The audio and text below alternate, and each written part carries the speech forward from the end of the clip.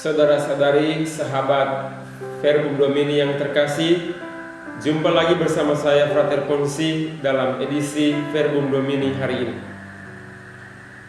Sejak permulaan, Injil Yohanes menampilkan Yesus sebagai sosok yang berkualitas ilahi. Dia adalah firman yang ada sejak dahulu kala, yang ada bersama Allah, dan dia sendiri adalah Allah. Ia menjadi manusia dan berkemah bersama kita. Jika dibaca secara seksama, keseluruhan Injil Yohanes sebenarnya menggambarkan perjalanan panjang Yesus sebagai anak domba Allah yang menghapus dosa dunia.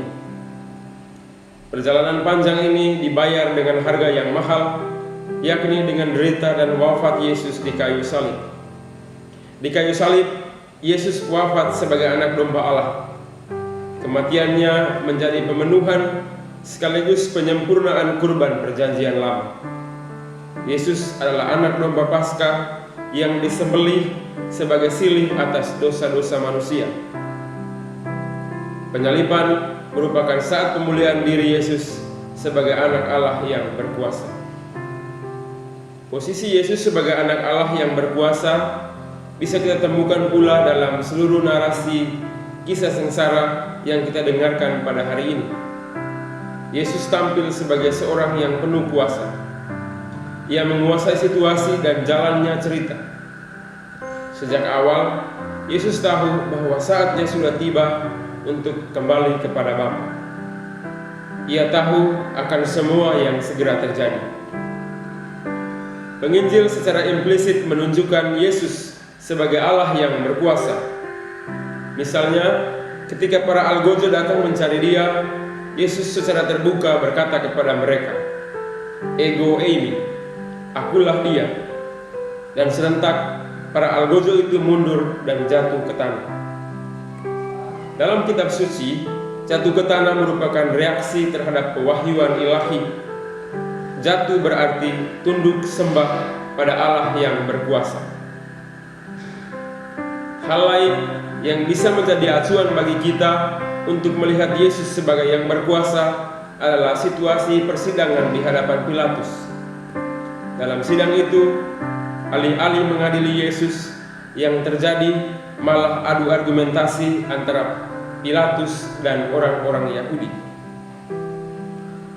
Yesus yang hadir sebagai kebenaran hanya tinggal diam. Ia bertindak seperti hakim yang berkuasa atas jalannya persidangan. Dan sampai puncak persidangan, kesalahan Yesus tidak ditemukan.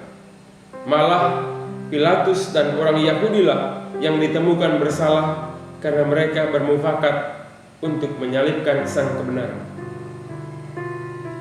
Hal-hal semacam itu yang biasanya disebut sebagai ironi.